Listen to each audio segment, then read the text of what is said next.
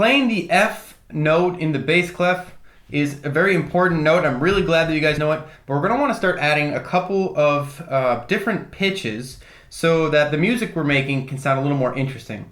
So the first thing I'm going to do is I'm going to select a measure right here. I'm going to select this first measure in the bass clef. So we're talking left hand, we're talking the bottom line there. And I'm going to play an F, the F that's just to the left of middle C, if you remember. And I want to just show you that it's going to appear right where you would expect it. So let's see what happens. And there's our first F note.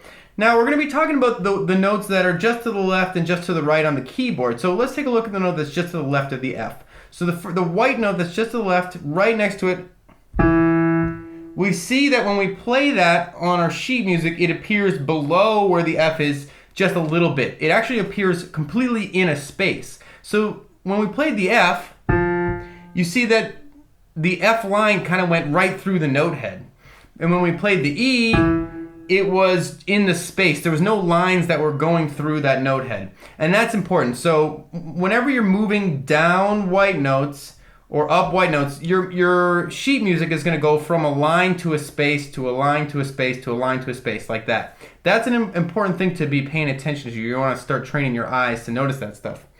So we'll go back to an F here. And we're going to do the same thing, but we're going to go the other direction. We're going to go up one white note, and watch what happens when we go up here. So that's actually a G. That's the G note. And if you're paying attention, you're probably like, oh, wait a minute, E, F, G. I know where that's from. That's from the alphabet. Okay, sorry, that sounds dumb. But E, F, G, you're right, it is from the alphabet. It's this little piece of the alphabet. So the alphabet is how we title our notes, and it goes from A to G. We don't go above G, so G is the highest alphabetical symbol we use.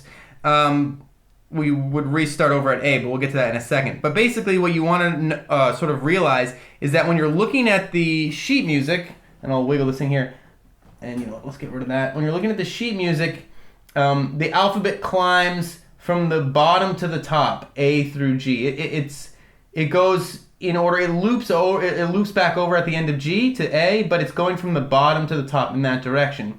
And when you're looking at the keyboard, it's going from left to right. So it's a little bit strange. One of the challenges to reading music and applying to the keyboard is to remember that music, even though we read it kind of like vertically, it's horizontal on the piano, and that's kind of confusing. Okay? So from now on, you might start seeing music that has one of those three pitches, and you're going to want to be paying attention to which one you're playing. So you might even set up, before you start playing, have 3 fingers over the E, the F, and the G, and be ready to play any of those pitches as they come in your music. So you're going to have to start paying attention to rhythm and pitch, but hopefully this isn't too much information for you to handle. You're still focusing on rhythm, but you've got to have to pay attention to which pitch as well now a little bit.